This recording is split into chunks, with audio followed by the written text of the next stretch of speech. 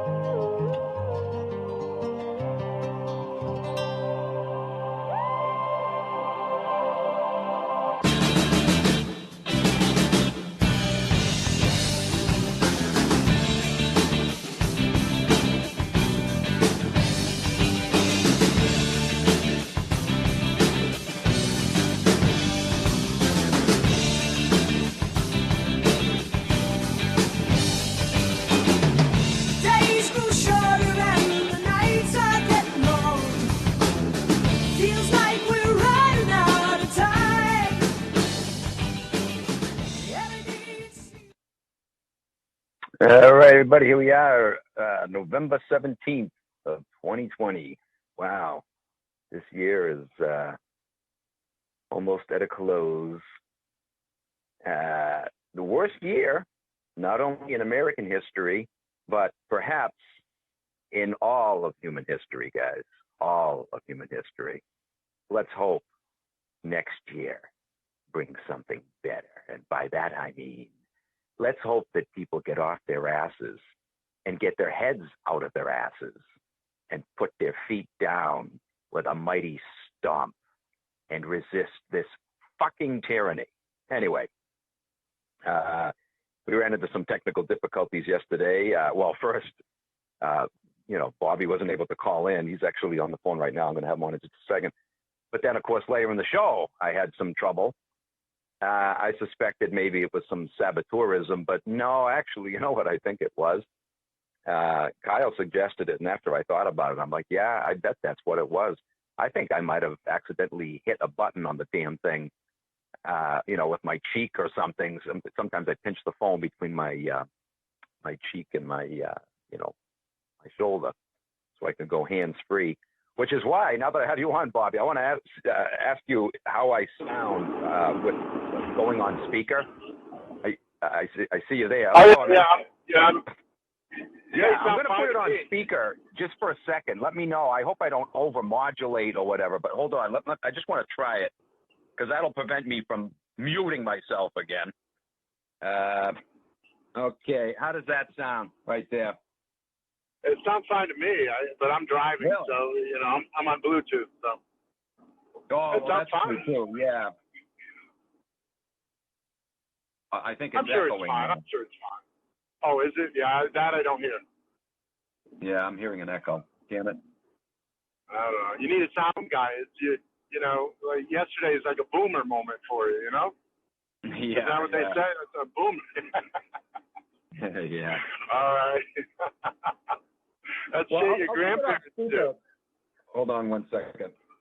I'm going to take it off speaker while we're talking, but after we get off, I'm hoping it won't feedback. It shouldn't feedback when it's just me talking. So as long as it sounds okay to you, it should be all right for on air. Yeah. That's good. Cool.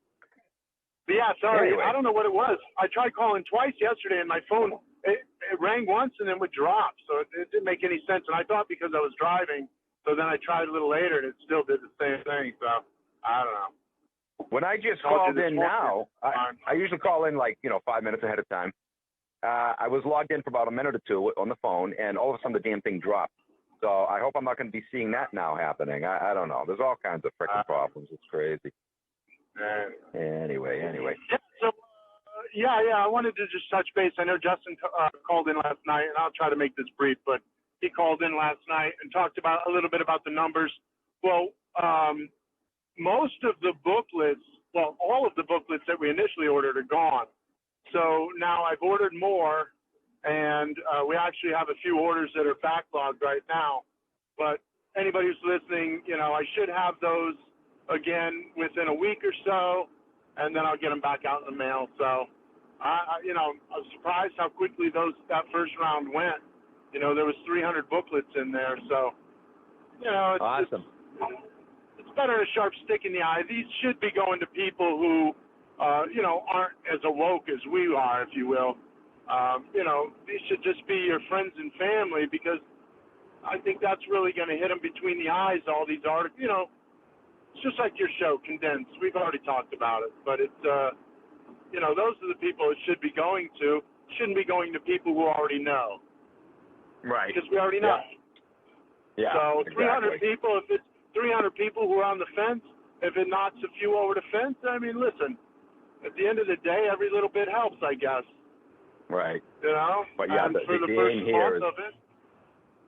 The aim here is definitely to wake up as many people as we possibly can, as quickly as we can. I feel it's not a lot, but you know what? For me, I just feel like I'm doing something at least.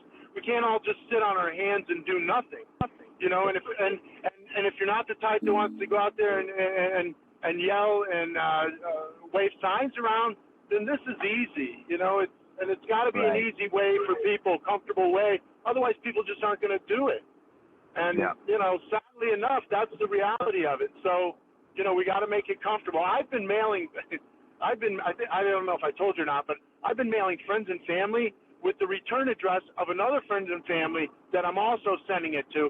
So I'm just switching off their addresses as if they're receiving it from one another. Yeah. Yeah.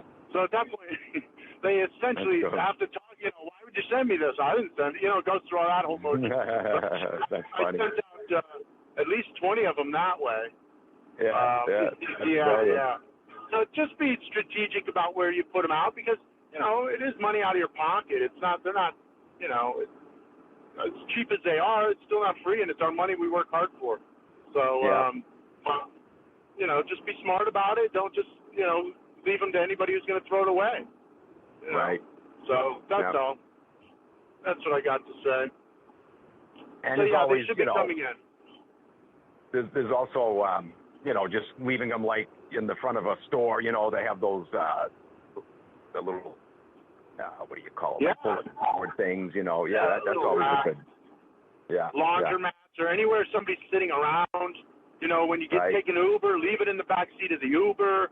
You can do anything with these. It's real easy. Yeah. And it's non-confrontational. It's just, and maybe it wakes up a person. You don't need to, get involved in the conversation. Right. But, that's about it. So, anyway, that's what I got.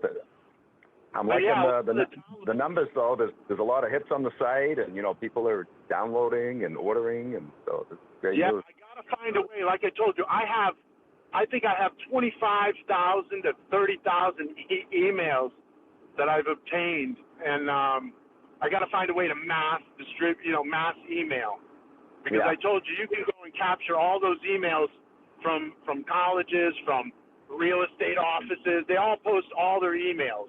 You see what I mean? All these people, these type of businesses, post every individual's email that's in there. If you find a way, definitely let me know, and I'll mention it on air, because I get several other people that have been asking about that, because so many, pretty much all email servers now are really blocking left and right. Yeah.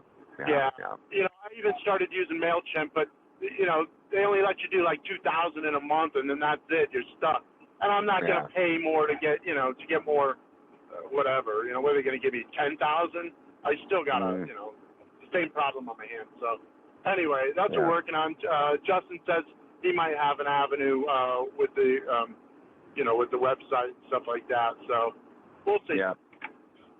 What's on the? Maybe if you told your email servers that you want to send a mass emailing to help raise funds for destroying Palestinian homes for Israeli settlements, maybe then they'll let you. I'm sure that'll go over like that'll go over like a balloon in Palestine. Yeah, right. So all right. That's about it, man. Yeah, all right, man. The topic tonight is some more Yahweh bashing, one of my favorite pastimes. Good stuff. Yeah, I've actually turned Renegade on to several listeners, or several normies through the Paul is dead stuff.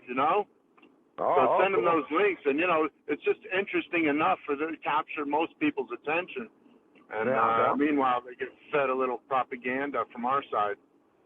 Yeah, right. All right, brother. I'll talk to you soon. All right, take care. Thanks, man. Thanks for everything. Yeah, bye-bye. Hey, and you bet. it's COVID-19propaganda.com. Share the link, do whatever. Yeah, you can download everything that's there. All right, thanks, Charlie. Yeah, you bet. Take care.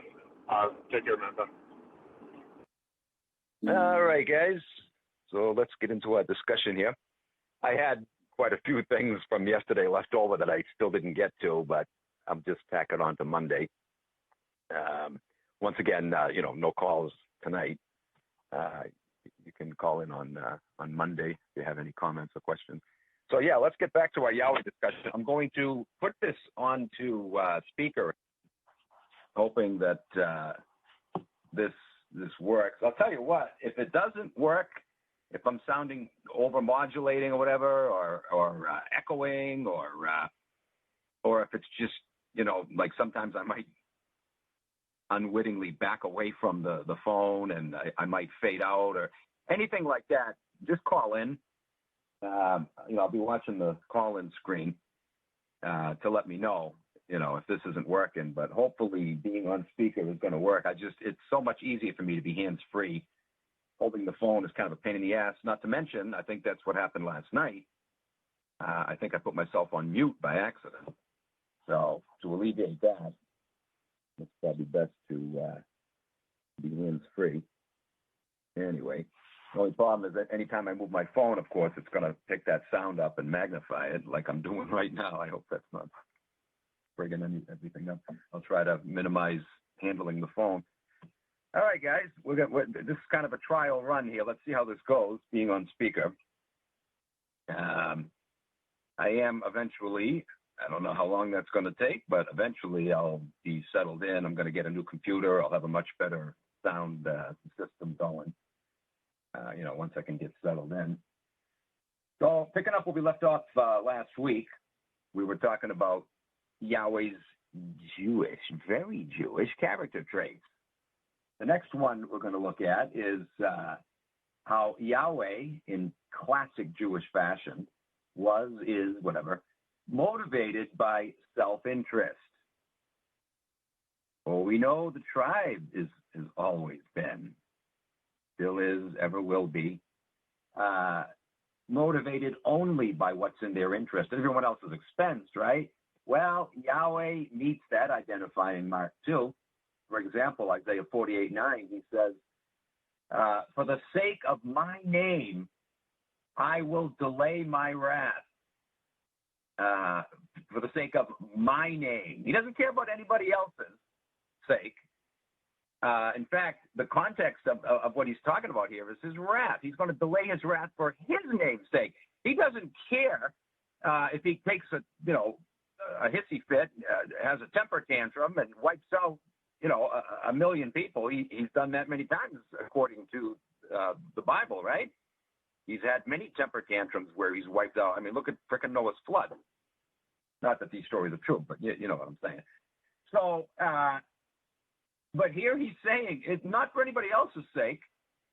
It's not out of concern that my temper tantrums might murder a few 100 billion people or a few 100 million or whatever, No, for his own name's sake, he's going to hold off on his wrath.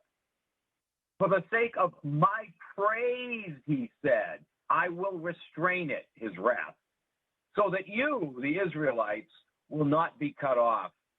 For my name's sake, and for the sake of my praise. Look at that, guys. Again, is that tribal or is it not?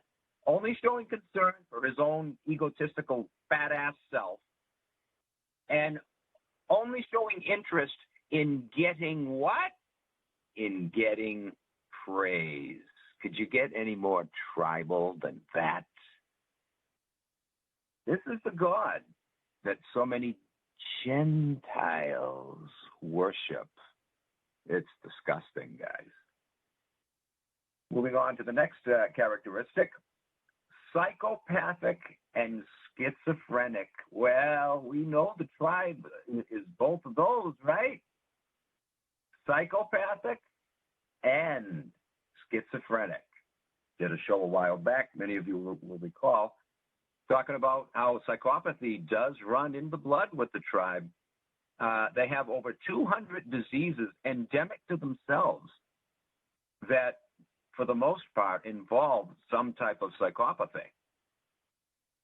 Does Yahweh have this problem too? Oh, yes, he does. He's a psychopath, and he's a schizo too. So let's look at some examples of this. In Isaiah 45:7, we read, I, Yahweh, form the light and create darkness. I bring prosperity and create disaster. I, the Lord, do all these things. You could replace the word I with the word Jew there, and it would come out the same, wouldn't it? Jews form light and create darkness. Even their light is dark, isn't it? Jews bring prosperity to themselves and create disaster. We, the Jews, do all these things. Yahweh and his little tribalites are one and the same, aren't they, guys? No wonder they're his chosenites. They're exactly like he is. I bring light and darkness. I bring prosperity and create disaster. In this context, he's talking about economic disaster. So if this character was real, he'd be mighty proud of his chosenites right now, wouldn't he, with what they're doing through COVID? Here's another one along this line. Lamentations 3:38. Out of the mouth of the Most High proceeds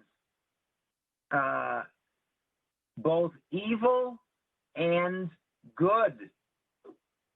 Both evil and good proceeds out of the mouth of the great Yahweh. Holy crap, guys.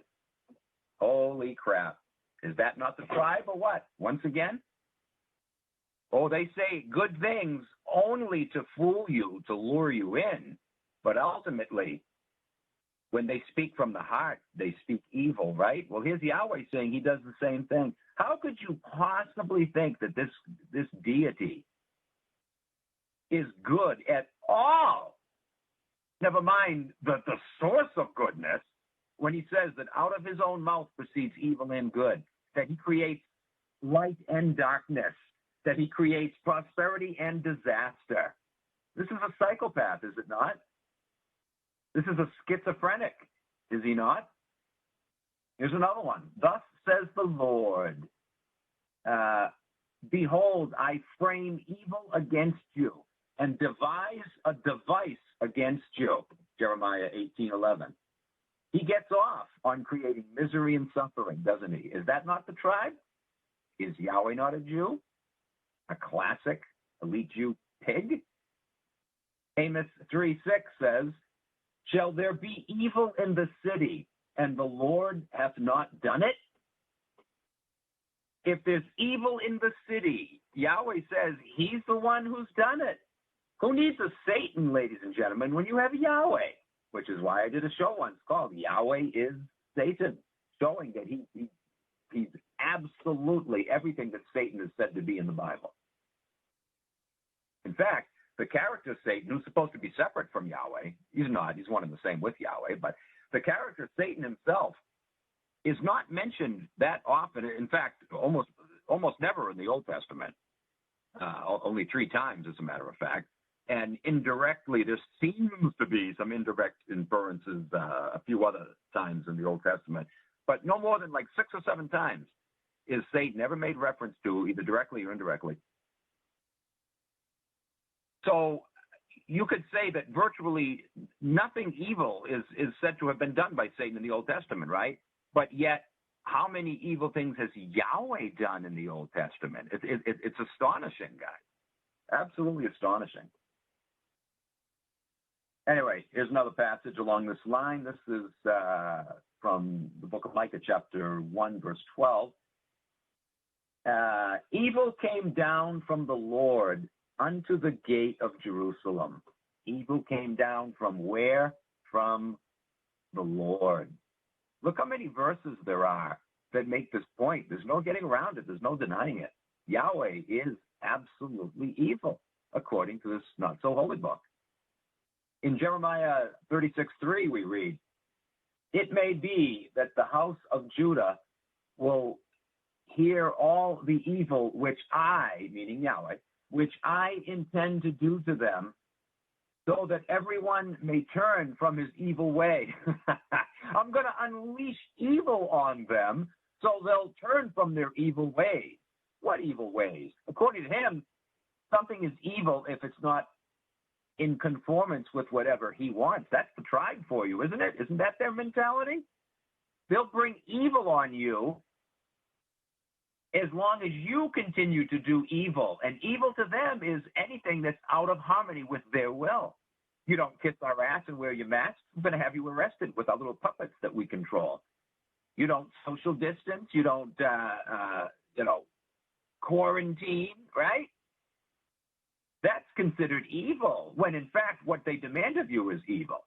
Did Yahweh demand things that were evil too? Absolutely. How many times did he command his chosenites to kill everything that breathes, including young suckling infants? And if they didn't do it, they were in rebellion against him and were committing evil. What he commanded them was evil, but they were considered evil if they didn't do it. Oh, how tribal of Mr. Yahweh.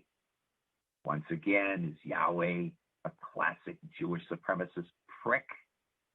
Absolutely, in every sense of the word or the term, of the label.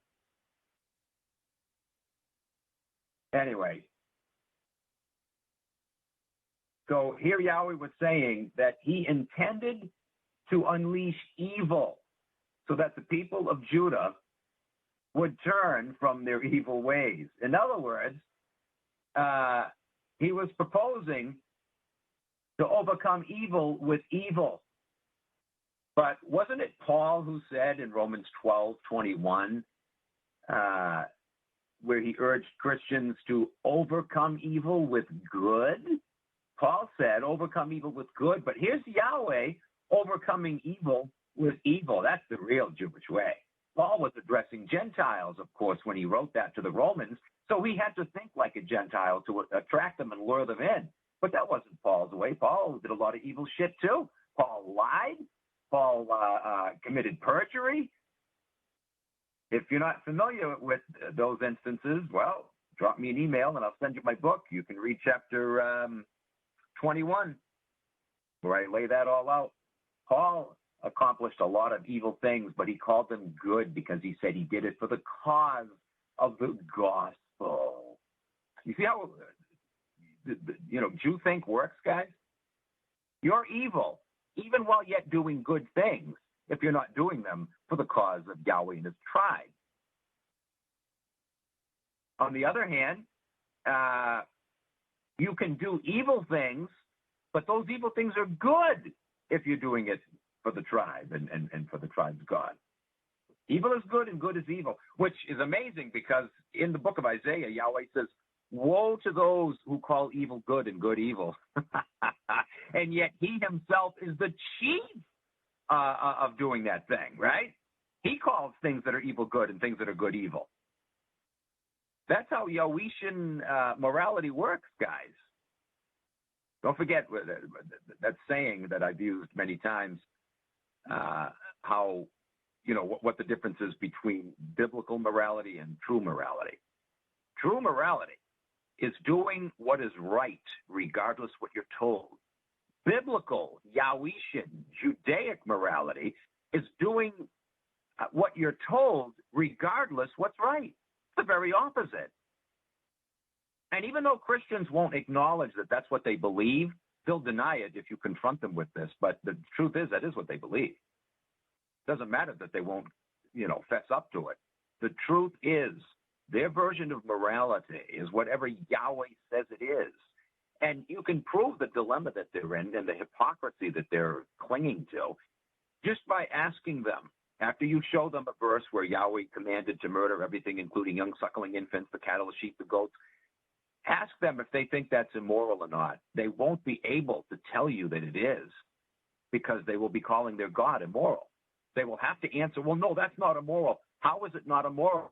Your God just told Moses to kill little babies, young suckling infants. So even though they will deny that they're hypocrites and that their morality is not based on real moral principles, but only based on the dictates of an immoral prick in the sky who represents all of true Judaism, right? Even though you back them into a corner like that, they'll still go into denial mode.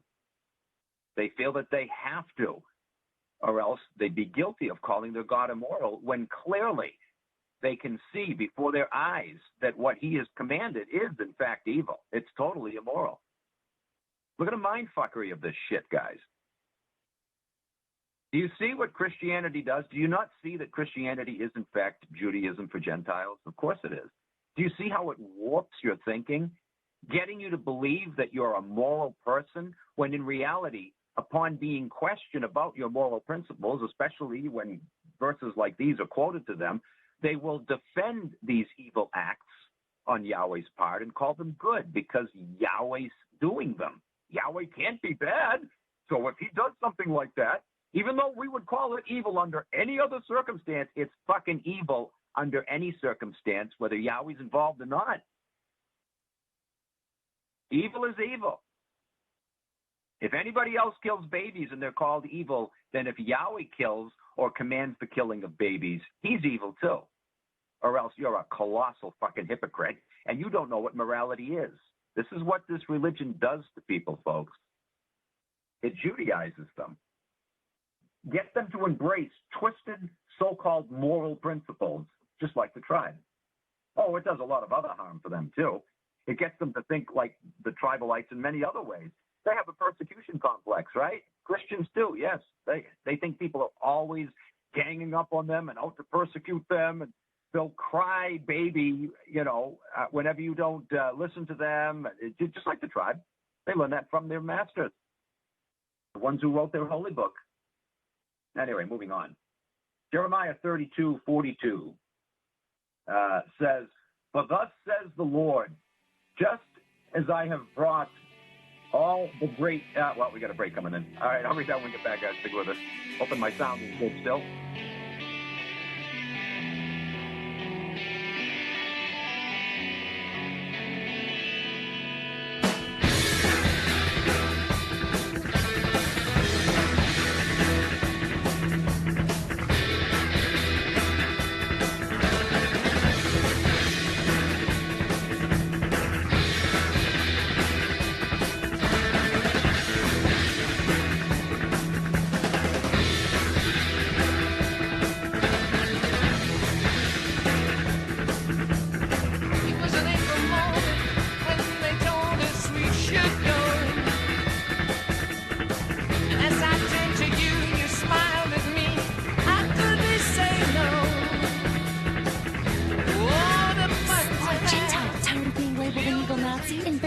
Associated with the homo alt-right? At 25andhigh.com, we have a millennia of experience in changing names, all within our laws. Why be a Woodley when you can change to Weinstein and openly get away with sexually assaulting women and children? Scared of being a Gershom? Well, change to Greenspan, you schmuck. Print paper money out of thin air, charge interest, bam, set for life. How about Smith to Spectre and call for the genocide of an entire race? It's so simple. And a 25 Bitcoin transfer from you guarantees a new clean Jewish identity. No more shame, guilt, or white privilege anxiety. 25andhigh.com. Be the changer you want to see.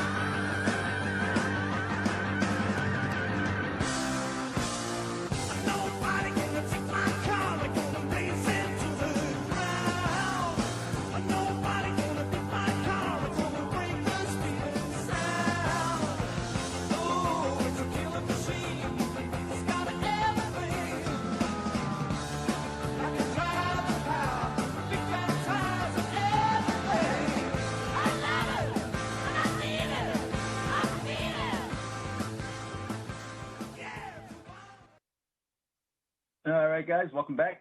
I don't see anybody calling in to tell me that my sound is crappy, so I'm going to assume that all systems are go on this. So this is great. This hands-free thing is much, much better. Anyway, so moving on here. The passage I started to read before the break cut me off. This is from Jeremiah 32:42. Yahweh says, just as I have brought all the great evil upon this people, meaning Israel, so will I bring upon them all the good that I have promised them. Listen to this monkey. Listen to this immoral piece of trash, guys. 1 minute he's telling them, as sure as I have brought all these evils upon you, I will also bring good your way, just like I have promised. And I mean, you know, it's all according to His Majesty's whim, right? Depending on the mood he's in, or depending on whether or not you kissed his ass that day, he's either going to fuck you royally, or he's going to lavish you with blessings. Kiss my ass, and I'll bless you. Refuse to kiss my ass, or go against me in any way, like not killing people when I tell you to do so, I will smash you under my feet. He's a psychopath, guys. A raging, schizophrenic psychopath. He loves me not. He loves me not. What a crock of shit. But once again, guys, is this not tribal? Is he not a classic Jewish supremacist? Oh, he certainly is. Here's another one. Therefore, thus says the Lord, behold, I am bringing evil upon them, which they cannot escape from. Though they cry out to me, I will not listen to them. Jeremiah 11:11. Psychopath, guys. Though they cry out to me, I won't listen. I will show no mercy. I have my heart set on screwing them right now, and I'm going to screw them because it entertains me. And yet all the while, as I screw them, I'm not being immoral. I'm not being evil, because I am the ultimate source of morality and holiness and justice and righteousness. And if you call this unrighteous and unjust, well, that's because you don't understand the infinite wisdom and love of this compassionate God that lords over you. That's the excuse Christians will give, guys. As soon as you point out shit like this, that's the kind of fucking trash that will come out of their mouth. Well, you're a feeble man. Who are you to question the Almighty? God works in mysterious ways. They'll pull all this shit out of their hat to justify this fucking monster, guys. So if you're going to do that, then if you claim to be Jew-wise, again, you're not Jew-wise if you believe this book, but there are a lot of Christians out there who claim to be Jew-wise. So if you're going to claim to be Jew-wise, how can you exonerate the biggest Jew of all, but then turn around and complain about today's Zionists that run the state of Israel and that run the banking enterprise and the multinational corporations and that are rigging COVID and blah blah blah blah blah? How can you question them? How do you know that they're not operating on behalf of their great Lord and Master, who does immoral things that you call moral? Do you see the point? You fucking hypocrites. Either abandon this religion or shut up claiming to be Jew-wise. I'm so fed up with their horse shit, guys. They're so full of shit. This book has got to go. If you, in fact, are a decent person, there are some decent Christians out there. My mother was certainly one of them. I hope you can see, though, the serious controversy that exists between your philosophy of believing in what is right, what is good, what is wholesome, what is true, what is just.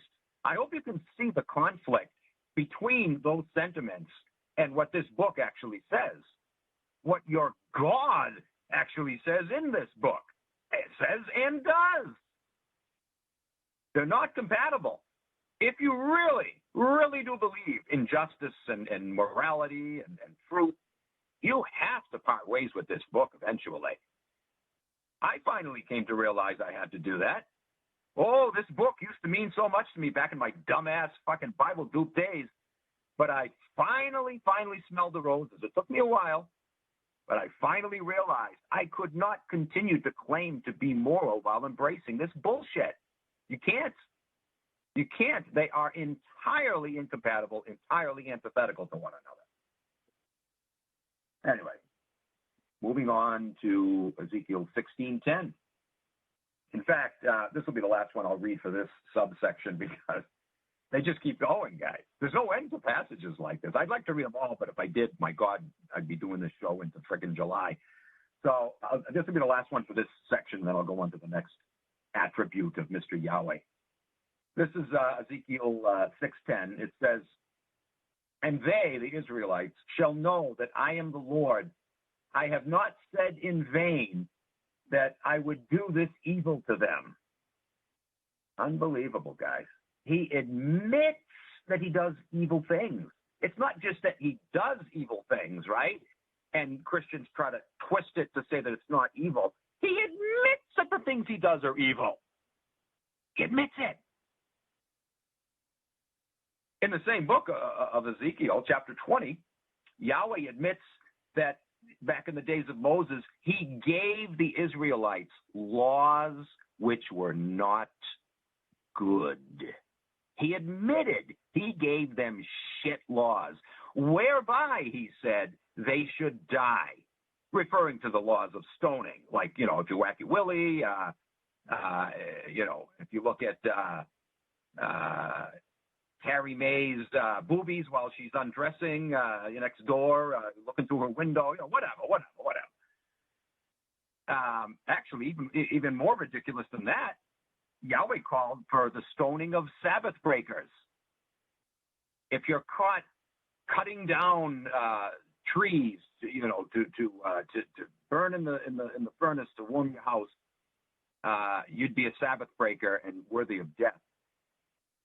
Think about that, guys. What if you did that in the winter months? You have a choice now. Am I going to freeze to death tonight so I don't violate the Sabbath, cutting down trees to heat my home? Or am I going to die from violating the Sabbath because I cut the trees down, and be stoned to death?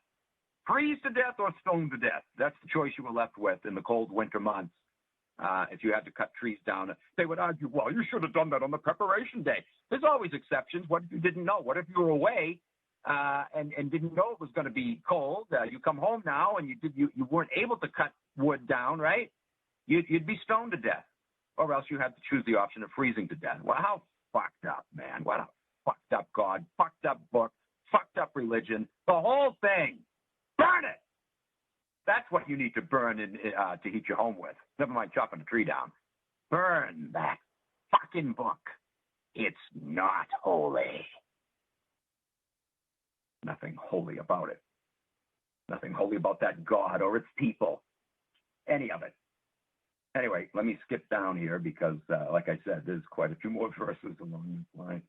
There's no end to them. Yeah, look at this. I'm scrolling and scrolling and scrolling. You wouldn't believe how many passages there are like this, guys.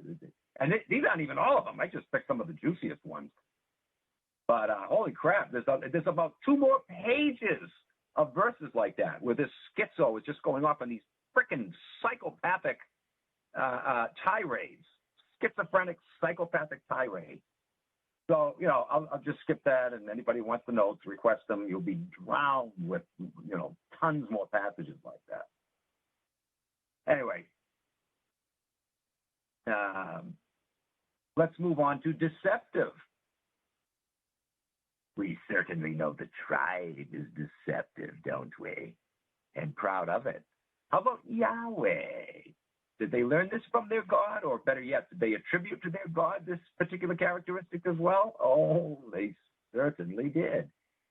For example, 1 Kings 22, verses 20 to 23, we have the story here of where Yahweh sends out lying spirits and gives his blessing to them. Lying spirits, guys, which you would have to conclude are demons, right? Because holy angels wouldn't lie. Oh, yes. We have numerous passages. I've done whole shows on this in the past. where Yahweh fraternizes with demons and with the devil himself, right?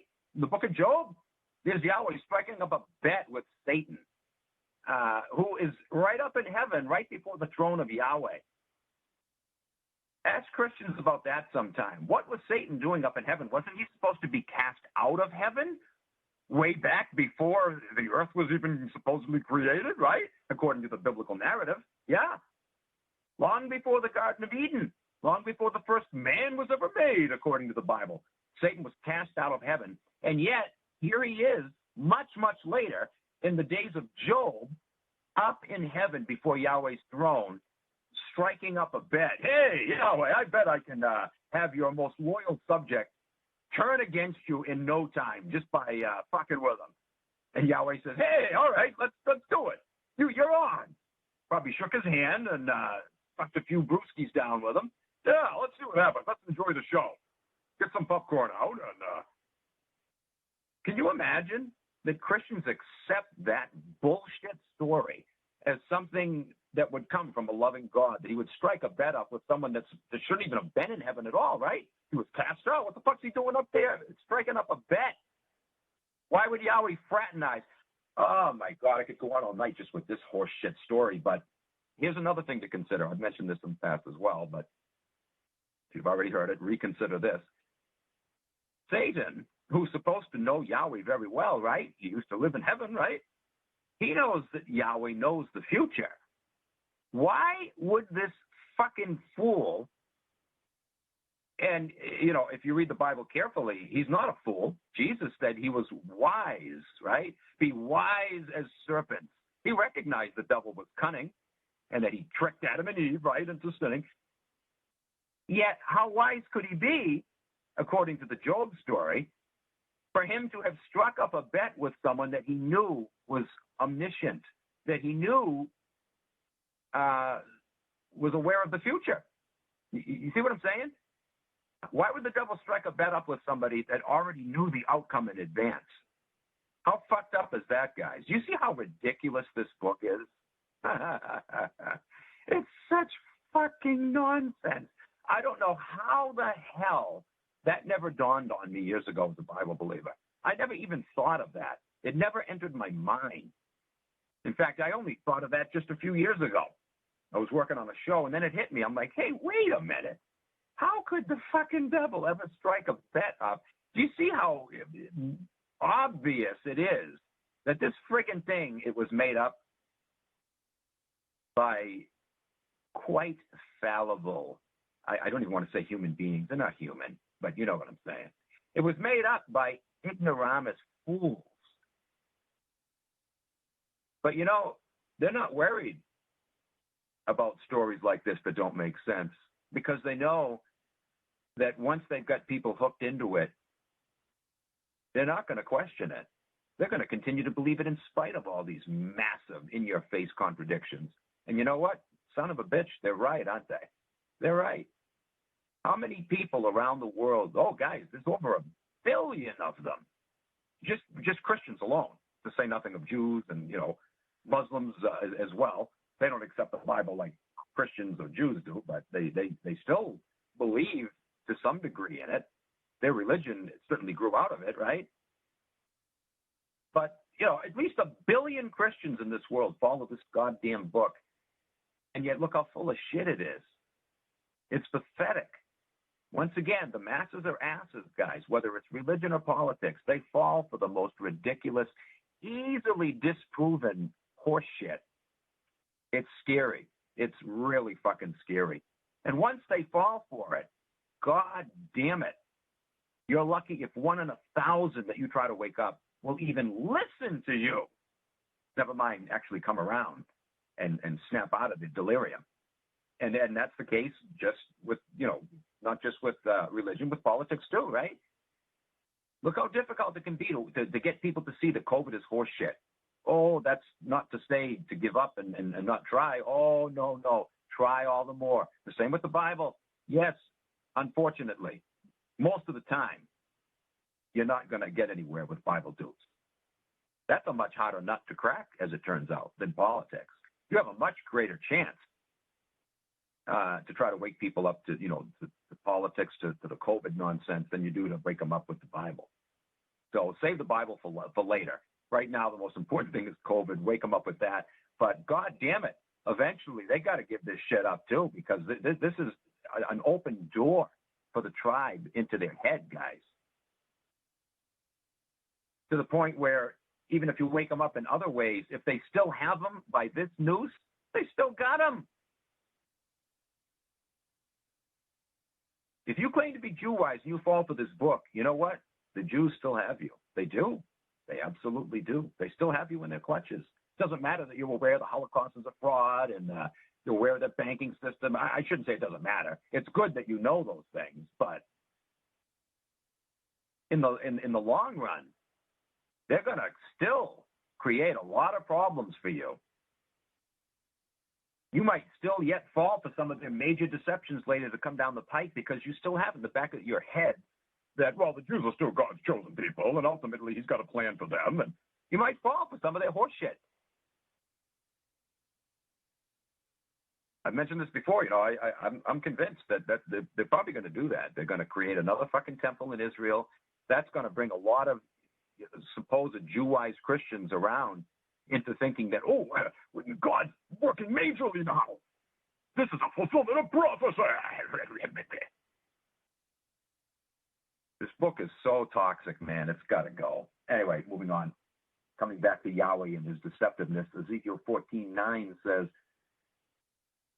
and if the prophet be deceived when he has spoken a thing, I, the Lord, have deceived that prophet, and I will stretch out my hand upon him and will destroy him from the midst of my people Israel.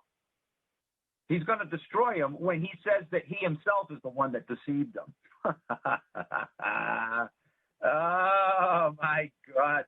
But let's just forget the hypocrisy of that for a moment. Let's just focus on the fact that he said he deceives the false prophet. He does, personally. He's a deceiver. Jeremiah 4:10. Alas, sovereign Lord, how completely you have deceived this people and Jerusalem. This is Jeremiah talking to the great Yah, saying that you have deceived your chosen ones. Yes. Doesn't just deceive non-Jews, Gentiles, he deceives Jews as well. Jeremiah 20:7. O Lord, you have deceived me, is Jeremiah, again, talking to Yahweh. O Lord, you have deceived me, and I was deceived. You have overcome me and prevailed. I have become a laughing stock all day long.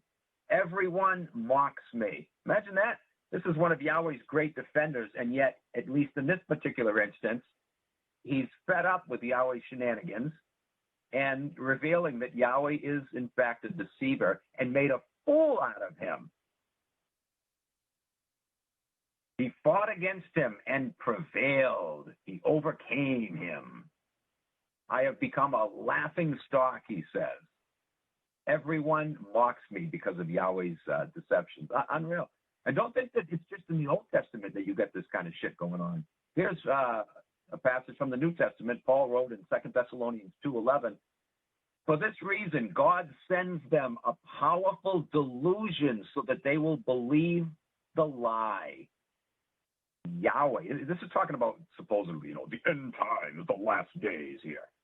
Paul says that in the last days, Yahweh is going to send a strong delusion so that people would believe a lie. Is Yahweh a deceiver? Just like his tribalites? Oh, yes, he is. The Bible itself makes it clear. Moving on to the next point.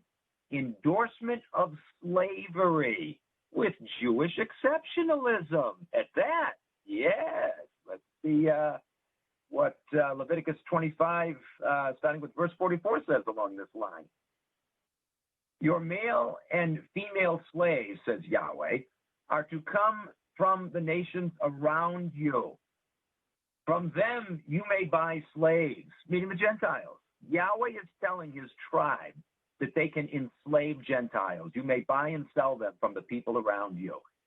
You may also buy some of the temporary residents living among you and members of their clans born in your country, and they will become your property. Yahweh advocated slavery and ownership of non-Jews as personal property. You can bequeath them to your children as inherited property and can make them slaves for life, but you must not rule over your fellow Israelites ruthlessly. There's the great Yah for you right there, guys. Look at the Jewish exceptionalism here, expressed by the Yah monster. You must not rule over your fellow Israelite ruthlessly, but you can rule over non-Israelites ruthlessly. In fact, that's what he wanted. Don't forget, Yahweh promised them world government, guys, on almost every fucking page of the Old Testament. You shall rule over them, but they shall not rule over you. They shall come before you and bow before you and lick the dust from the soles of your feet. That's Isaiah. Oh, yeah. Oh, yeah. In fact, there's an Isaiah passage, Isaiah 45:14, which says, and they, the Gentiles, shall be yours. They shall come after thee, after you, after thee. In chains shall they come over, and they shall fall down unto you. That's Yahweh speaking. The God that so many mindless, dumbass Gentiles think is so loving and so concerned about them. He doesn't give a shit about you. This is what he thinks about you. They, the Gentiles, shall be yours, Israel. They shall come after you in chains. They shall come over, and they shall fall down before you. Unfucking believable, guys. What we're seeing right now, what we're seeing unfolding right now with this major fucking global scam, this front for global domination, is in fulfillment. They're bringing it into fulfillment of promises like this, guys. Moving on to the next Yahweh attribute. Using others and abusing them and treating them, once again, as property. Classic Jewish supremacist tactic, right? To use people, to manipulate them, to lie to them, to fool them, to get them to do your bidding, treating them like property, which, again, is the whole, or one of the main purposes behind the nanobot technology, guys. To inject you with the COVID vaccine with nano components that can change your DNA and thus make you no longer a natural person, but a created entity that is now their property because they created you or recreated you. That's really the mentality behind that. So here's some passages along this line from Yahweh. This is Exodus 21, verses 20 and 21. Anyone who beats their male or female slave with a rod must be punished if, only if, the slave dies as a direct result. But they are not to be punished if the slave recovers after a day or two, since the slave is their property. Can you imagine? These words come directly from the Yah monster himself, telling them, you can beat your slave and you won't be responsible because they're your property. You can beat them all you want as long as they don't die within a day or two. If they die after a week, I don't give a shit. If they die within a day or two, though, that means you slightly overdid it a little too much, and therefore you'll have to get a spanking on the hiney. But other than that, beat away. Beat away, says the great Yah prick in the sky. Oh, how Jewish of him. How do you like your God now, Gentiles out there? You still think he's just and holy? You still think he's moral? They claim he's the very source, the very fountainhead of morality. Really? You don't say now. Well, how the fuck do you define morality? You know how they define it? the Simon Says game, or in this case, the Yahweh Says game. Yahweh says, shoot your neighbor in the head. Yahweh says, pat your neighbor on the back. They're both moral because Yahweh says. Get the fuck out of here. That's pure Judaism, guys, right there. Pure Judaism. You want to worship a thing like that? You're worshiping Judaism. So-called Jew-wise Gentiles out there who believe in this book. You're following the very playbook of the people that you claim to be against. You claim to be against Zionism. You claim to be against Jewish supremacism. And yet this book is their original fucking playbook.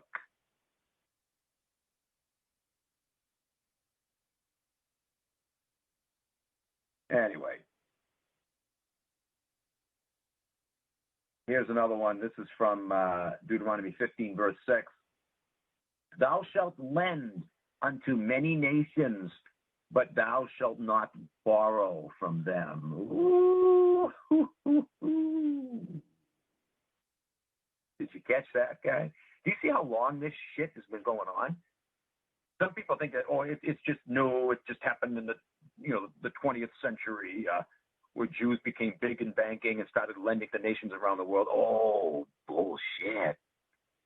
Bullshit. They've been doing it for thousands of years. Look right here, guys. You just heard it. Deuteronomy. This goes back at least to the 6th century BC. Oh, and it can be shown that they were at that game long before that, but at least 2,500 years ago. You shall lend unto many nations, but thou shalt not borrow. Moving on to Isaiah 60, verse 5. Then you will look, keep in mind, this is all Yahweh talking here. Then you will look and be radiant. Oh, got no break coming in. All right, guys, pick up there and get back. Stick with us.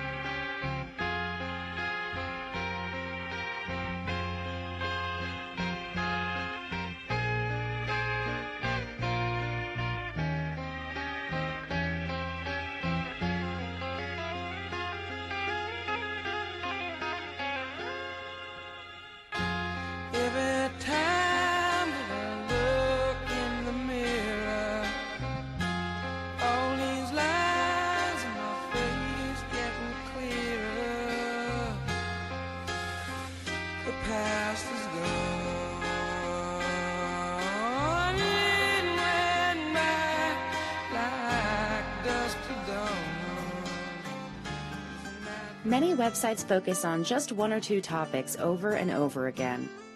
It can get tiresome, and visitors can often miss the forest for the trees. At Renegade Tribune, we offer a wide variety of content for you every single day. You can find important topics from the past and present, podcasts, videos, recipes, art galleries, mythology, and so much more. You'll want to visit renegadetribune.com every day, and please do consider signing up and submitting a post of your own. We need all hands on deck in this struggle for our survival.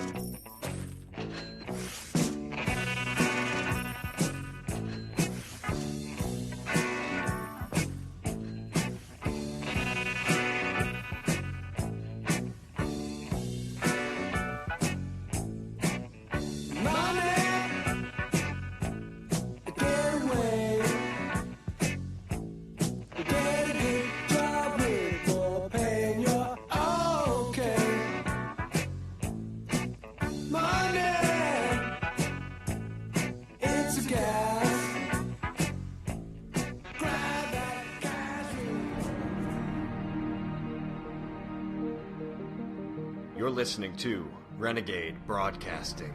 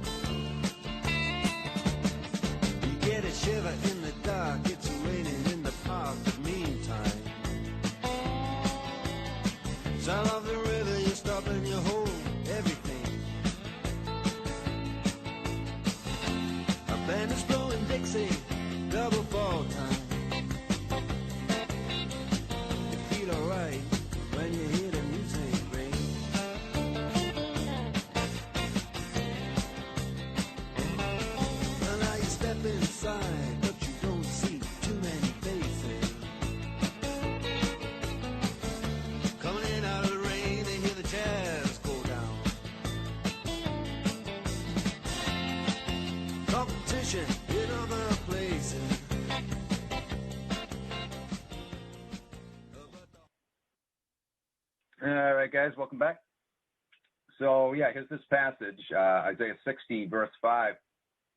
Yahweh is speaking once again. He says, "And you, Israel, you will look and be radiant. Your heart will throb and swell with joy, because the wealth of the seas will be brought to you. To you, the riches of the nations will come." It's always been Yahweh's intention that they would suck the nations dry, suck the wealth from their pockets into their own hands. This is, again, the Joseph syndrome on a global scale that this is talking about. And isn't this exactly what we're seeing right fucking now? Of course it is. Can you imagine the multiplied millions, the billion or so Christians around the world? Well, out of them, it's probably a small handful, but whatever. Millions of Christians around the world who are aware that COVID is a fraud. There's quite a few that a lot of them are calling this the mark of the beast or whatever, but it doesn't matter. They know that it's evil, right? Good, it's evil, but look what they're doing about it. Dear God, dear Yahweh, please intervene and save us from these evil people. But if they read this goddamn book, they would see that Yahweh's all for it. This is what he always wanted for his people. And if you were playing the Yahweh Says game correctly, you would realize that there's nothing immoral about COVID-19 and the massive hoarding of wealth into the hands of his tribe. You just don't understand real morality, you dumb Christians out there. Morality is what Yahweh says it is. And since Yahweh says he wants all the world's wealth to be put into their hands, why? You should be cheering this on. You should be all for it. Oh, I'm sorry. You've been misreading this book. Didn't you pay attention to what it says? Oh, the mind fuckery of it all. Well, that's not it. There's another one like that. Isaiah 60, verse 16. You, Jews, Yahweh speaking again, you shall also suck the milk of the Gentiles. You shall suck the breast of kings. Holy shit, guys. Wow. Are they sucking the milk of the Gentiles now? Oh, yes, they are. Absolutely. So, my dearly deluded Christian friends out there, do you think that this God, the Jewish God, do you really think he gives a frog's fat fucking fanny about your sufferings when his tribe is getting what he always wanted them to get? Really now? Oh, yes. Let's fill up those pews this week, shall we? Hey, Thanksgiving is coming up. We got a lot to be thankful for to Yahweh, don't we? Thank you, Yahweh, for taking away everything we have. Thank you for taking away our job, our home, our livelihood, our happiness, our freedoms, our decency, our humanity. Thank you for destroying our whole fucking life. so your tribal buddies can have everything. Yay, Yahweh! The great Jew in the sky. Ultimately, if you believe he's real, ultimately, he's the biggest proponent of the Jew world order.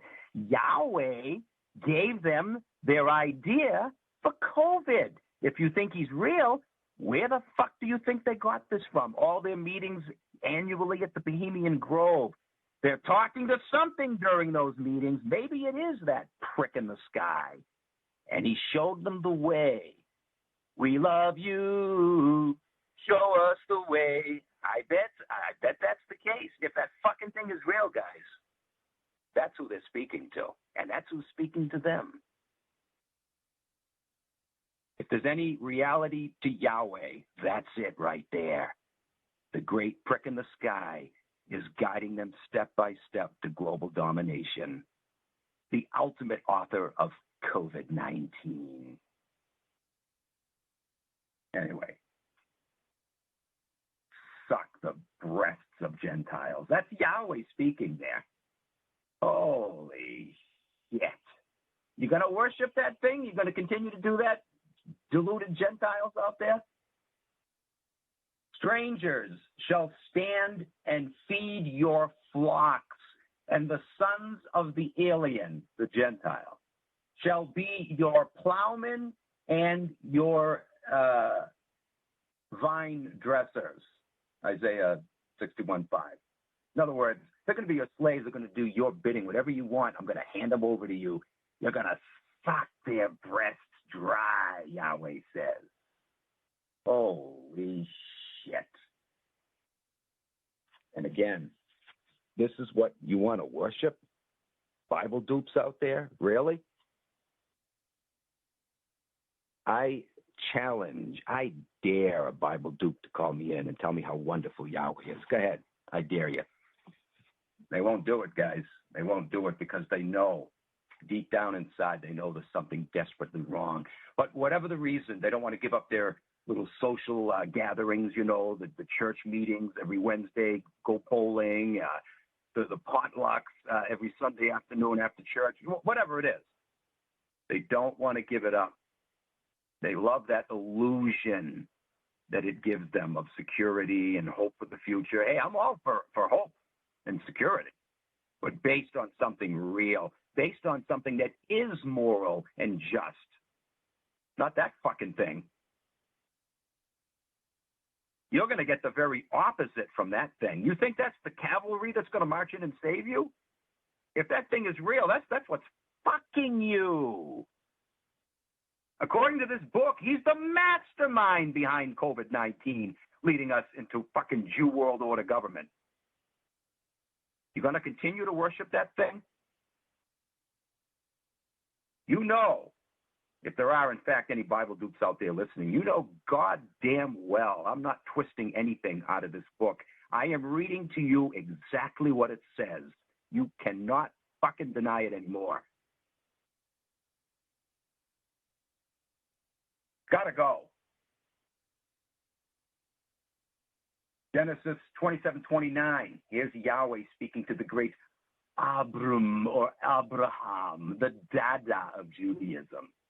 He said, nations shall serve you, and kingdoms shall bow down to you. What kind of a fucking loving anything could ever talk like that? Anything that is genuinely loving would never talk like that, guys. I wouldn't even want a squirrel to bow and worship me.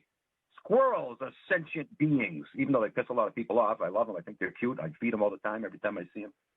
I wouldn't want an animal, which a lot of people think are lower forms of life than humans. No, I don't think that at all. In fact, I think there's a lot of animals that have much greater fucking decency and compassion than a lot of fucking people do.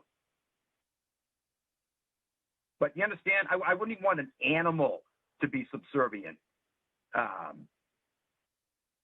in the sense of being property and exploited. But they do this with people. Yahweh says this about people that are supposed to be his children too, right? God loves all his children. Ah, bullshit. Bullshit. God does not play favorites, we're told in the New Testament. Really? Better read that book a little more carefully. He plays favorites all the time with his tribe. As long as they kiss his ass. He'll fuck them too, and has, when they didn't kiss his ass. As long as they kiss his ass, oh, yes. Yes. He gives it all to them by stealing it from us. Or teaches them how to steal it from us. You shall take the young virgins, they shall be your booty. How many times has he told that to Moses and Joshua and David? Unfucking believable. Oh, but that's moral, right? Yeah, that's moral. Isaiah 60 verse 10 says, foreigners will build your walls, and their kings will serve you. Look how many times shit like this is repeated over and over and over and over and over and over and over. Once again, I have to ask, is Yahweh Jewish? Is a Baal live in the woods? How about endorsement of torment and psychological warfare? Is Yahweh into that as well? Oh, is he ever? Absolutely. 2 Kings chapter 3 relates the story of Elisha filling the Israelites in on how Yahweh was going to, deliver the Moabites into their hands during the coming battle. But before the killing began, Yahweh thought that it would be good to first have a little fun with them and play some psychological warfare games with the Moabites. So he told the Israelites to chop down the Moabites' trees, to ruin their wells, and then destroy what was left of their land. Psychological warfare. Ultimately, his aim was, to kill them, right? But before you kill them, let's have some fun first. Psychological warfare. Let's destroy all their property. Psychopath, guys. That's the tribe for you right there. Psychopath. It's not enough that we win. Everyone else must lose. That's the tribe's philosophy. That's Yahweh's philosophy. Jewish to the core. Psychological warfare. Guys, they would do this to us, even if it didn't mean more money in their pockets. Even if it didn't mean more political power and us losing our rights. They would do this kind of shit anyway, because they're psychos. They get off on creating misery. They literally get off on it. And so does Yahweh, as we have been seeing. Yahweh gets off on misery and suffering, right? I create evil and good. I, the Lord, do these things. Yes. And he wanted his tribe to do it too. You will suck the breasts of the Gentiles, suck the milk of the Goy. And you want to tell me that this entity is loving and compassionate, that he's the very source of love and morality? Really?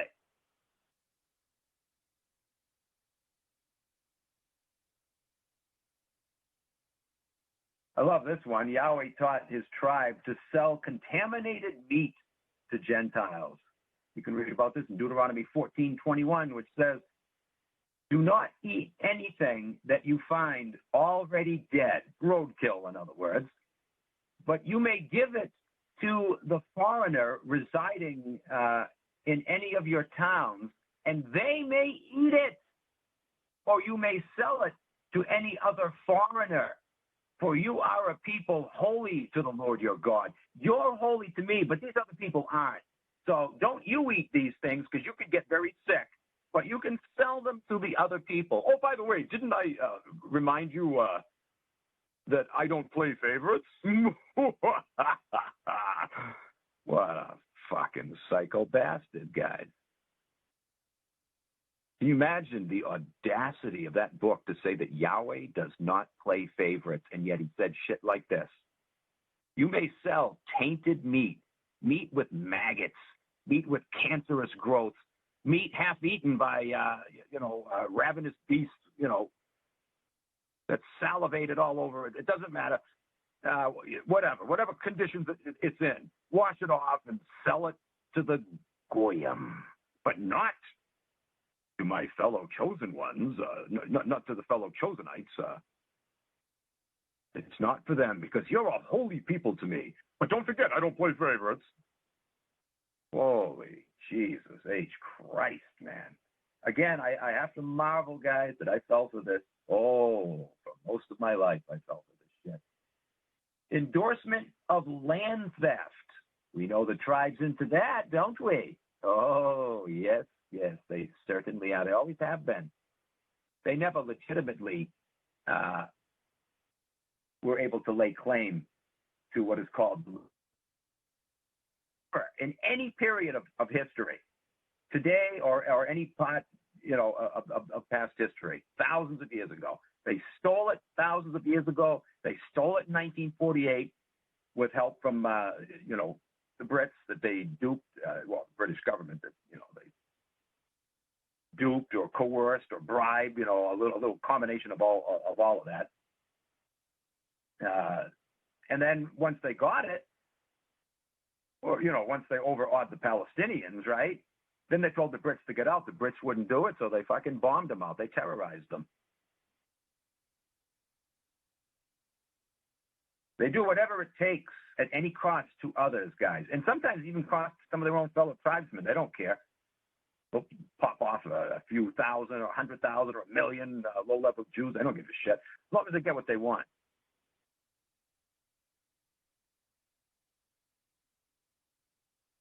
Crash and burn everything in their path to get what they want.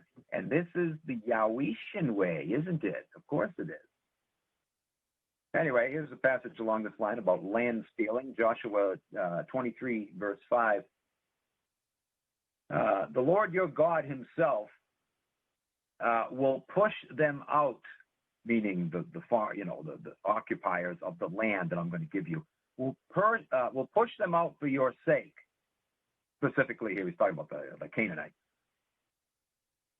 He will drive them out before you, and you will take possession, i.e. steal, take possession of their land as the Lord your God promised you. Imagine that.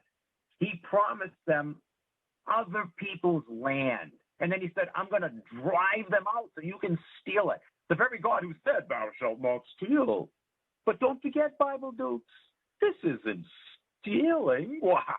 If somebody else did this or talked like this, of course that would be stealing. But when it's God talking, it's not stealing. And how do we know that?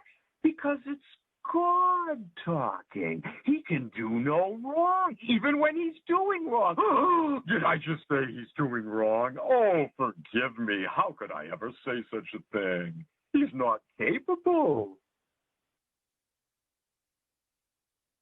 Christians love to get mind-fucked. And they love to mind-fuck other people, too, with their mind-fuckery.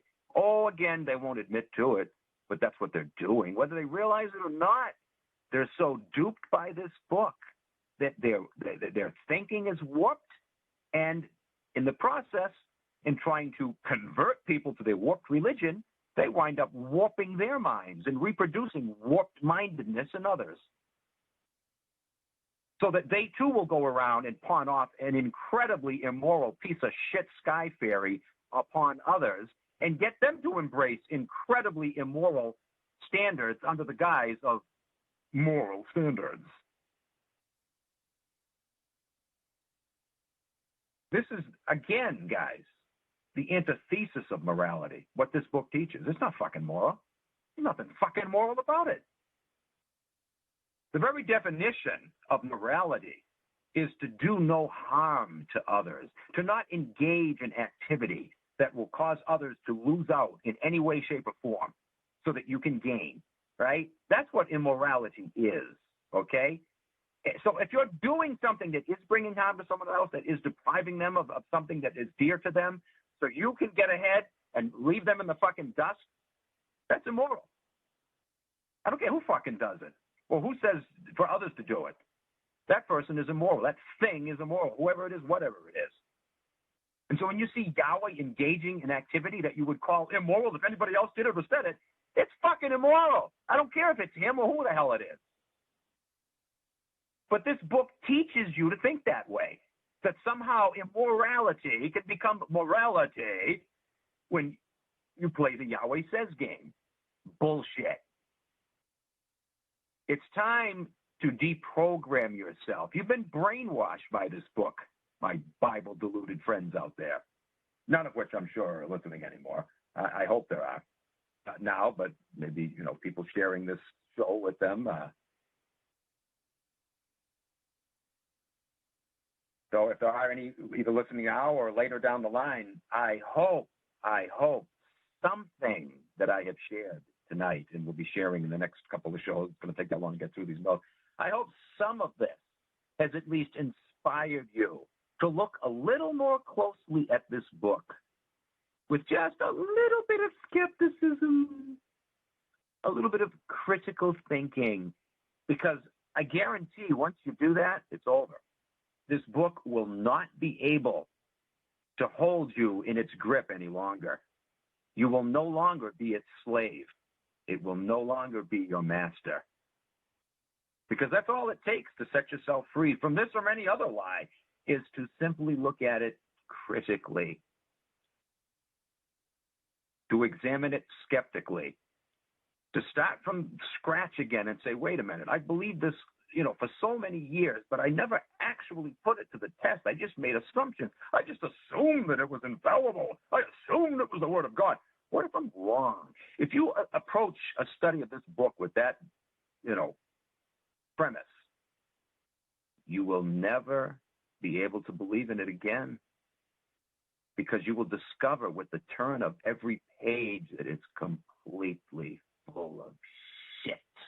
Just like COVID, you can only accept it as long as you listen to what the media tells you, as long as you don't put it under the microscope, as long as you don't examine it closely and critically.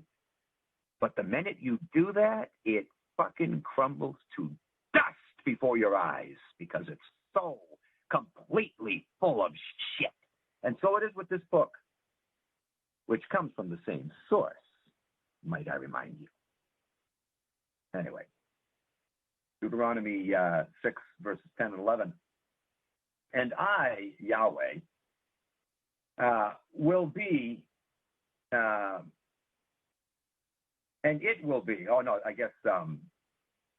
this is Yahweh speaking. It will be when the Lord your God brings you to the land that he swore to your fathers, to Abraham and to Isaac and to Jacob, to give to you great and good cities that you did not build. Yahweh tells them he's going to give them cities that they did not build, and houses full of things that you did not fill, and hewn cisterns that you did not hew or dig, I'm going to give things to you that other people worked for with their blood, sweat, and tears. You're going to lay claim to them. What do you think fucking the Great Reset is all about, guys? I mentioned this a few weeks back. Remember how it said that by 2030, no one will own anything? They intend over the next 10 years, guys, through the COVID bullshit, to ultimately rape you, not only of your livelihood and to crash economies and introduce their fucking global digital currency. They intend in the next 10 years to make it illegal for you to own anything. They want to be able to come in and take whatever you have, baby. Just as Yahweh promised. They're going to suck the milk of the Gentiles. Are we going to sit back and let them get away with this fucking shit? Really? Where is your line in the sand? Have you even drawn a line yet?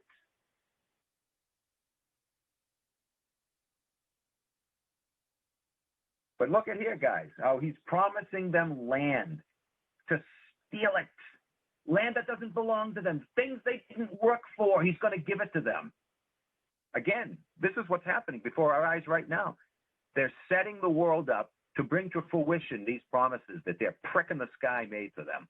This is what they're living by. They have longed for this for thousands of years.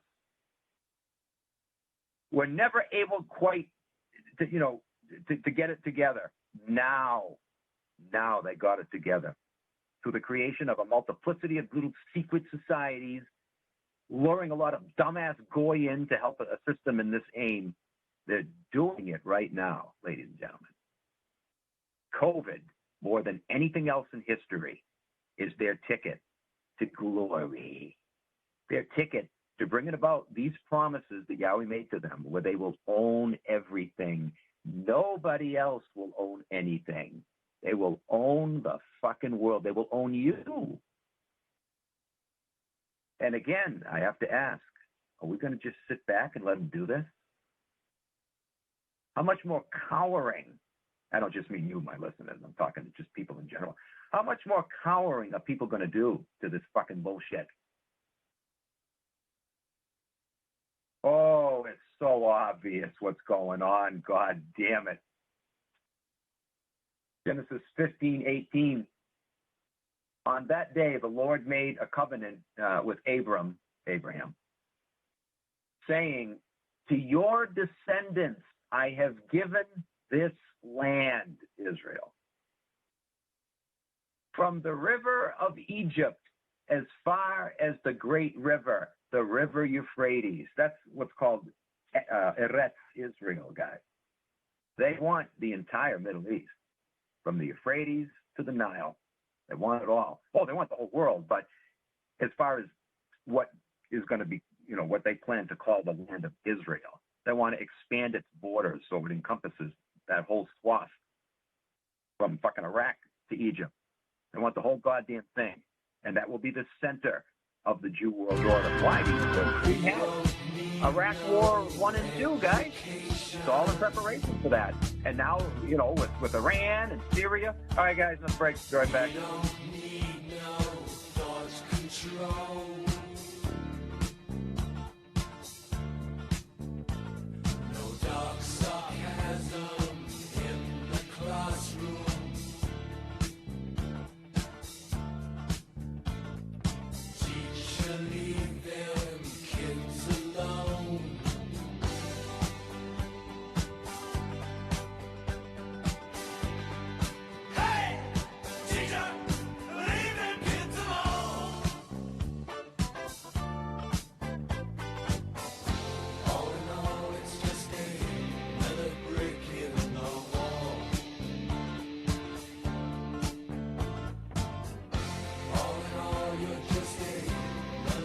You get bored queuing for food, fed up with self-isolation, you've used up your daily exercise allowance, sick of hearing how very old or very ill people are dying of seasonal flu?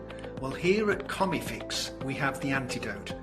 For just $3.30 a week, stream videos on how the Jewish supremacists started and profited from both world wars, how they engineered every decade to kill off white people. We also have videos on how their Hollywood films and TV warns us of coming false flag attacks. Don't be a prisoner of COVID-19 84. Watch Comifix today.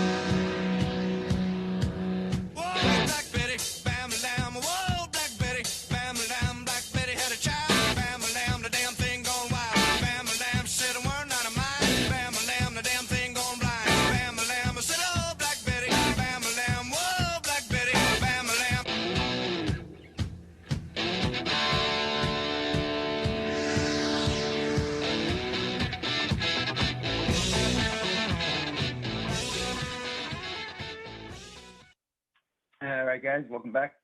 Boy, I was just looking at the scroll bar.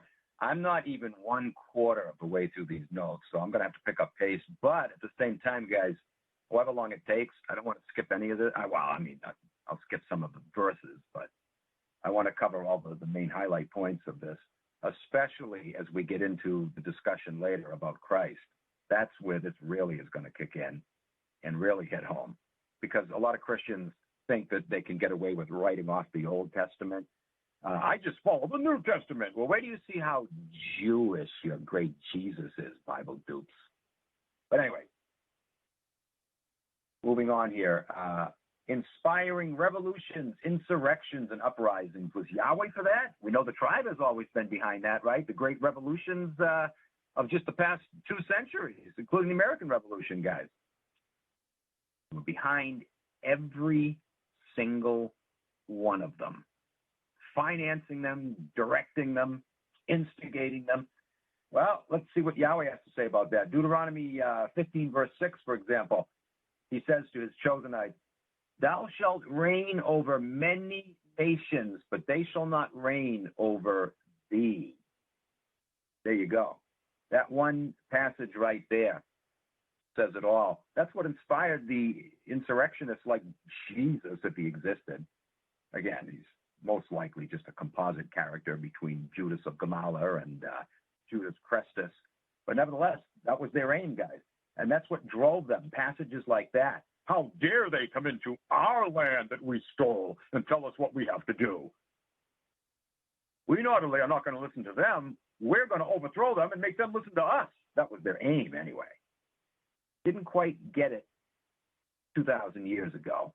Didn't have their way, but all guys, they're relentless, aren't they? They never let go of that dream. They always clung to it. Always had worked toward it. And they realized over time that they had to change their strategy. They had to engage in massive propaganda. Visage vor through means of deception. They knew deception was the only way they're ever going to get what they want. And look what's going on now.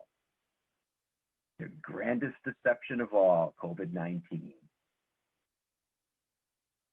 Endorsement of torching cities.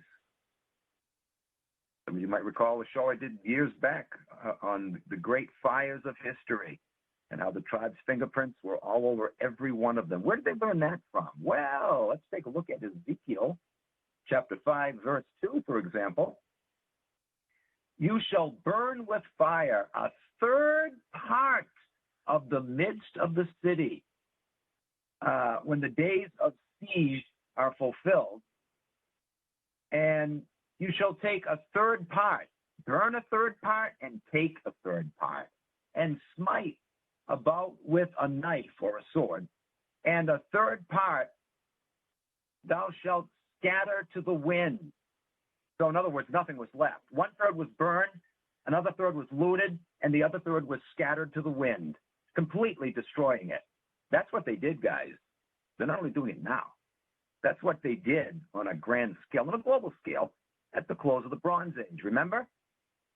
Remember how many nations? I did a whole series last summer, on the shenanigans they pulled around the globe, not just in the old world, in the new as well, here in the Americas. What they did to the Adena, the Mississippian culture, the Hopewell, destroyed them at the close of the Bronze Age. But notice it says a third part.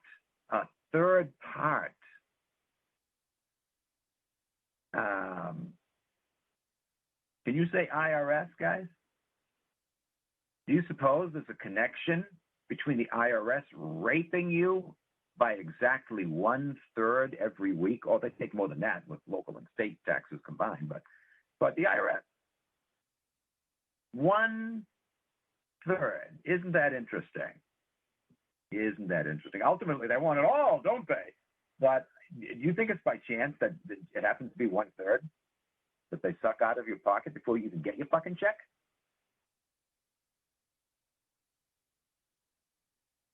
Here's another one. I, Yahweh, have this day set thee over the nations to root out, to pull down, and to destroy. Jeremiah 1, verse 10. The great Yahweh says that he has appointed his chosenites to set them over the nations, to root out, to pull down, and to destroy. Unbelievable, guys. Yahweh is the ultimate arbiter of global domination, of the New World Order. Yes. And remember, we talked before about how he loves deception. He sent out lying spirits to do his bidding. You're going to tell me he's against COVID and he's going to rescue us from COVID and the tribal bastards that run the whole thing? You think if this entity is real, you think he has any interest whatsoever in saving you from this? No, he set it up so that you could be enslaved, so that your lives would be fucking ruined. And again, it doesn't matter if you believe that thing is real or not. It doesn't matter. It's what that thing represents, the ideology. That's where it all began, right here in this goddamn book. Endorsement of genocidal murder campaigns. You know what? I've read so many of these in the past. I don't need to go through this again. I got a bunch here. You can read them for yourself. You already know Yahweh was all for that, wasn't he? Again and again and again, he told them, kill everything that breathes, show mercy to none, kill young suckling infants, fuck, kill the cattle, sheep, and goats too. What the fuck did they ever do? I've heard some unbelievably ridiculous excuses to try to explain why he would have called for the mass slaughtering of animals. I'm not even talking the sacrificial animals. I'm talking about when he told them to raid cities. He told them to kill the fucking animals too. Why? Because he's a psycho bastard. That's why. One of the reasons was in case they missed any, if any survived, went into hiding and then later came out. He didn't want them to have anything to eat. Burn, slash, kill, show mercy to none, kill everything that breathes. Yeah, absolutely. Yahweh's all about mass killing, fucking genocide, land grabbing, wealth hoarding, stealing from everyone else. He's all for it, baby. He's all for the Jew world order. Can't stress it enough. The COVID lie is a Yahweh lie. Which brings us, as if I haven't been talking about this enough already, but here's a slew of passages talking about the New World Order, guys. I'm not going to read these all. I've read them many times before, but I'll just read a couple. Isaiah 45:14. And they, the Gentiles, shall be yours. They shall come after thee in chains. I read this before, but here it is again. They shall come over and they shall bow down before thee. Unbelievable, guys. Unfriggin' real. And this is what we're seeing playing out right now. They shall bow down to thee with their face toward the earth and lick up the dust from your feet. Isaiah 49:23. Oh, I ain't licking no fucking dust, you prick in the sky. Fuck you. Fuck your tribe. Fuck your holy book. Fuck everything you call good and holy, because it isn't. Nothing good, nothing holy about you, you son of a bitch. You can bow and lick the dust from my feet. How does that grab you, you fucking scum? Even if he's real, guys, fuck him. Fuck him. I would never, ever submit to a tyrannical, mass-murdering prick. That's your version of heaven, Bible dupes? You're going to spend eternity bowing to that thing? Don't forget, I did a whole show on that not too long ago. Just before COVID, I think it was, the beginning of this year or the end of last year, on the worship theme in the Bible. How disgusting. It actually says, day and night they shall sing his praises around his throne. Oh, fuck that. You call that heaven? Give me a break. There's another one along this line. Psalm 2, verses 8 and 9. Ask of me, and I shall give to you his tribe, the heathen. You shall break them with a rod of iron. You shall dash them to pieces like a potter's vessel. Oh, they're just getting warmed up, ladies and gentlemen. They're doing this very thing right now. Are we going to continue to let them? Psalm 110, verse 2. The Lord will extend your mighty scepter from Zion, your Zionism. You will rule in the midst of your enemies. Yahweh here is promising them control over the entire planet, all of the nations, all of the heathen. He's telling them, you will dominate all of them. I'm going to bring them before you so they will bow at your feet and lick the dust. Fucking shit. Anyway, guys, like I said, I could just go on and on and on. There's many more. I've read these many times in the past. I'm not going to do it again. If you want, request the notes. It's all here, baby. It's all here. Favoritism. I've already quoted some passages. In fact, just what every pastor I've quoted tonight shows that he plays favorites for his tribe, right? But here's some more. He's for them. He favors them, and he's for them having supremacy, right? Here's some more like this. Deuteronomy 28, verse 1. The Lord thy God shall set thee on high above all nations of the earth. You're going to tell me once again that this prick does not play favorites? He's going to set them above all nations. Deuteronomy 14:2 and 7:14 says, out of all the peoples on the face of the earth, the Lord has chosen you to be his treasured possession. You will be blessed more than any other people. Oh, yeah, he blessed them by making them a curse to everybody else, guys. Here's another one, Deuteronomy 14:2. For you are a people holy to the Lord your God. Out of all the peoples of the face of the earth, the Lord has chosen you, again, to be his treasured possession. I kind of read, I think I just read that, didn't I? Yeah, I did. Anyway.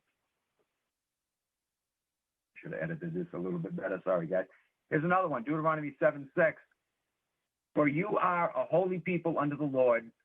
The Lord your God has chosen thee to be a peculiar, special people unto himself above all people that are upon the face of the earth. Did I read that one too, or is that just a rewording of this? I'm not sure.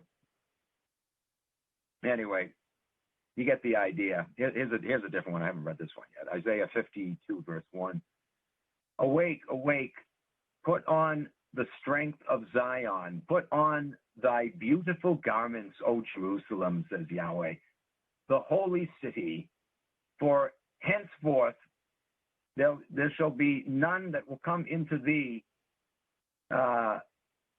from the uncircumcised and the unclean. Look how Yahweh views Gentiles, the unclean. They won't come to you anymore. I will see to it that only fellow Jews are allowed into the holy city so that it's not defiled. So it's not defiled. You see that message repeated over and over again all throughout the Old Testament. New as well, not so glaringly, but definitely all over the place in the Old Testament, that the Goyim are defiling. Oh, yes. Unclean, guys. Unclean. Anyway, let's skip down here to the next attribute. Setting people up for failure. Did Yahweh do that? It turns out, guys, he even set his tribe up for failure. There are so many instances in the Old Testament where this repeating pattern keeps occurring, where the Jews would rebel, and he would sell them to another nation into slavery. And then later, when they cried out, kissing his ass, "Save us, O Lord," he would deliver them by sending another nation to invade that nation that he sold them to. And I mean, this pattern repeats over and over. I'm not kidding, at least a half a dozen times, right? And it's amazing because when they're rebellious, he calls the nation that he sold them to his friends, right? And he's chummed with them, and he empowered them to take over Israel and turn Israel into their slaves, right? But the minute they finally kiss his ass, now the ones he called his buddies, he sends another nation in to kick their ass, which he set the whole fucking criteria up for. What a psycho son of a bitch. But do you see how he plays this game of friend 1 minute, enemy the next? As long as I can use you for what I want, you'll be my friend. When I'm done using you, I'll kick you to the curb and call these buddies over here my friends that I'm going to send in and fuck you over. But then later I'm going to fuck them over too. That's the game he plays over and over and over in the Old Testament. Classic Jew tactic, guys. How many times have they done that? Friends with the Nubians 1 minute, turning them against the Egyptians. Then when it's convenient for them, oh, we hate the Nubians now. We're going to turn the Egyptians against them or some other nation. Look how they played this game over and over throughout history, guys. Fucking astonishing. Look how they did it with Islam and Christianity, not just nations, religions that they created, right? Hate Islam 1 minute, love it the next. Hate Christianity 1 minute, love it the next. Christians against Jews, Jews against Christians, whichever one happens to be in favor with them, they'll use them against the other side, and then vice versa a century or two later. Back and forth over and over and over and over again. Well, Yahweh taught them that, didn't he? Or at least they betrayed him as embracing a philosophy that they have long held, a game plan they have long practiced, however you want to look at it. But in either case, guys, the Bible is their oldest literary work, and we see their fingerprints all over the damn thing, don't we? We see that their God is exactly like them. The irony of it, because the Bible says God created man in his image. The reality is, if in fact this entity doesn't exist and they just invented him, well, they created him in their image, didn't they? However you want to look at it, doesn't matter. It's the same when it comes out in the wash. Yahweh is a Jew. That's it. Bottom line. Not arguable. Not deniable. Unless you want to live in denial. A little fantasy world. Manipulation through fear and anguish. Yahweh inflicted even his tribe members with anguish, with fear, would torment the shit out of anybody who didn't go along with what he wanted. To get what he wanted, he created fear. Isn't that how the tribe works? Isn't that how they're working now? Deuteronomy 2:25, for example. Today, I will begin to put the dread of you, meaning Israel, put the dread of you and the fear of you upon the nations that are under the entire heaven, who will hear reports of you and shake and be in trepidation because of you. Yahweh here is saying that he was using his tribe as a means to instill fear. Again, nothing fearful about them. They're a bunch of pussies, guys. They never fought any wars. They always had others fight their wars for them. So when you read about them fighting great battles and being victorious, it's bullshit. There were such battles that were fought, and they were behind them, but it wasn't them fighting them. They had others do their fucking fighting for them. But it doesn't matter. The point is, Yahweh used them as an instrument to instill fear. Is that true? Oh, you can bet your sweet ass that is true. Yes. They manipulated others to instill that fear for them, just like today. They're using all of their minions in power, right? All of our governors and, prime ministers and whatnot around the world that they have put in place with their stolen fucking money that they ripped out of our pockets, bought them off, bribed, coerced, threatened, whatever, to get them to do their bidding and instill fear so that we would comply. That's the COVID-19 game, right? Instilling fear to bring about compliance and to bring about the destruction of society. Yahweh's all for that. Yahweh did that many times, himself personally or using his tribe to do it. Today, I will begin to put the dread of you and the fear of you upon the nations that are under the entire heaven. He's talking here about a global scale fear that he would introduce amongst all the nations at the hand of his tribe. Isn't he doing that right fucking now? Absolutely. And so again, I must ask, is Yahweh Jewish? What else could he possibly be? Not only was this book written by the tribe and delivered to the mindless goyim who suck into it, but just read the damn book and see that everything this prick in the sky has ever said and done has been precisely in line with their modus operandi.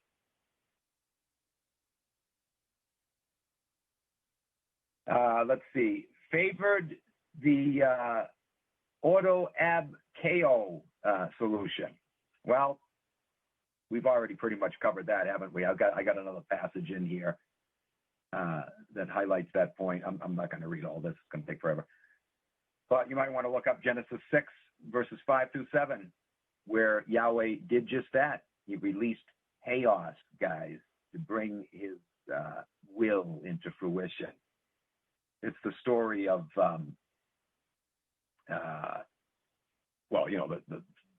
the flood. He said that, man was continually evil. So I'm going to instill fear in them now I'm going to bring chaos. I'm going to bring the flood upon the earth as a punishment for their sins. And this will serve as a warning for future generations to never cross me. You better do what I say or else.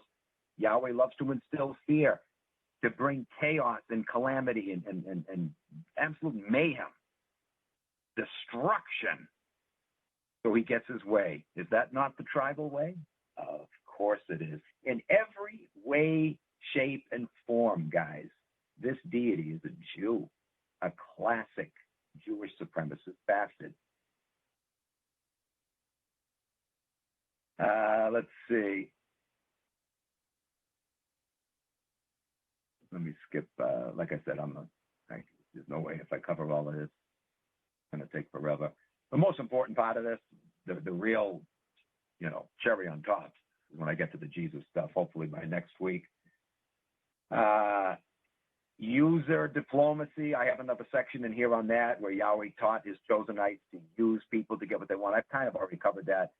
I present some new passages to highlight that theme.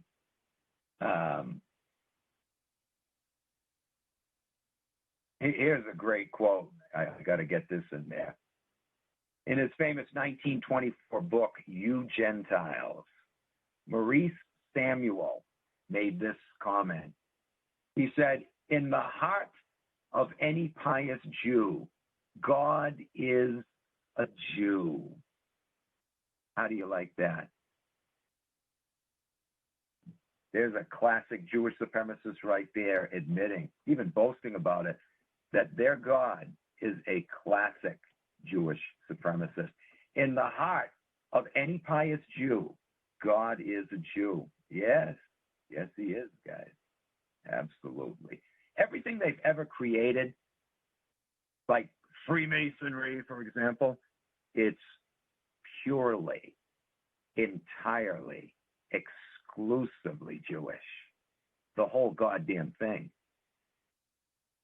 The attitude that they create in the Goyim fools that join groups like that, guys, they become Jewish, whether they realize it or not.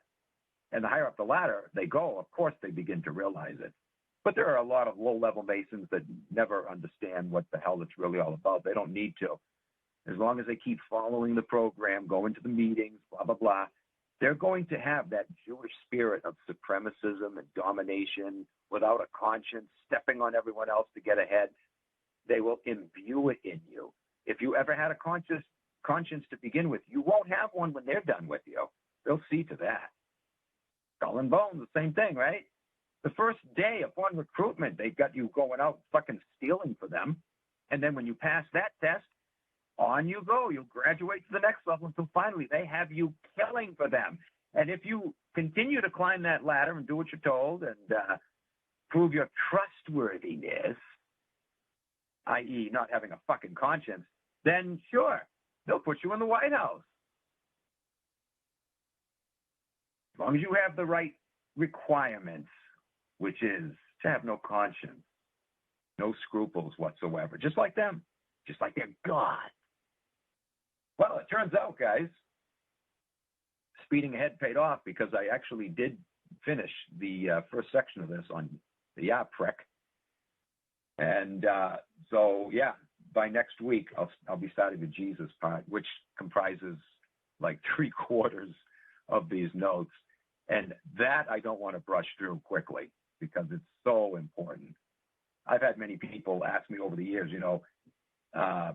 hey, you got anything on Jesus being a Jew? And it's like, well, yeah, I've talked about that a lot, in many different shows, but I never had a whole show dedicated just to that. So here we go. This will be it. Starting, we only got a minute or so left now, but starting next Tuesday, guys, I'm going to get into Jesus the Jew. We're going to look at not only is he Jewish because of his genetics, his background, his heritage, but he's Jewish, just like Daddy Yaya, Jewish in every sense of the word. His teachings, his attitude, disposition, character, modus operandi. Oh, you won't believe just how Jewish he actually was. He's praised, guys, as not only the greatest teacher in the world, but the greatest arbiter of morality, the most moral person. Bullshit. Upon close inspection, that whole fantasy crumbles to dust. He was a prick, folks. A Jewish supremacist extraordinaire. So we'll be documenting that next Tuesday. All right, guys, take it easy. We'll catch you Monday. Try to have a good week. See you then.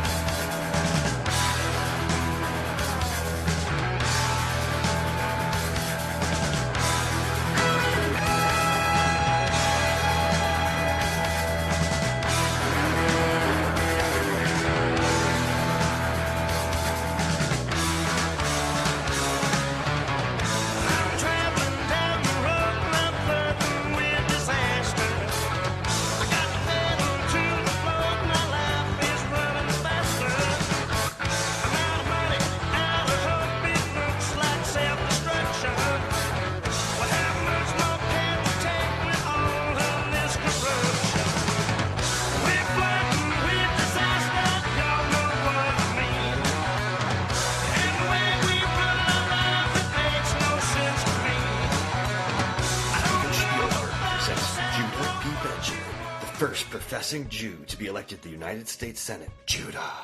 See how efficiently he ran his sugarcane plantation with 140 slaves, Judah. Imagine his courage as he resigned from the United States Senate to serve as Secretary General, Secretary of War, and later as Secretary of State for the Confederacy. His image is on Confederate money, Judah.